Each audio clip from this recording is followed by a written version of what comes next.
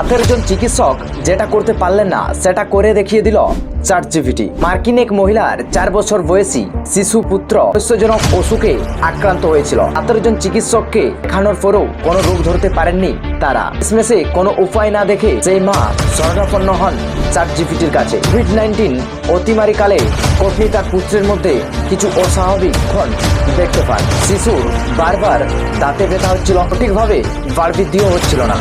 সে বাচ্চাটি না পাচ্ছিল ভালোভাবে বসতে, না পাচ্ছিল উঠে ঠিকমতো দাঁড়াতে। শেষমেশ পত্নী অ্যালেক্সের এমআরআই রিপোর্ট নোট আপলোড করে চ্যাটজিপিটিতে তার সমস্ত উপসর্গ পুঙ্খানুপুঙ্খভাবে চ্যাটজিপিটিকে সেন্ড করে। এরপর এআই-টু জবাব দেয় এর মূল কারণ টেথ্রেড কর্ড সিনড্রোম। এটা আসলেই এক বিরল স্নায়ু রোগ যা মানুষের শিরদাঁড়াকে আক্রান্ত করে। এআই কখনো মানুষের কাছে অভিশাপ, আবার কখনো বরদান।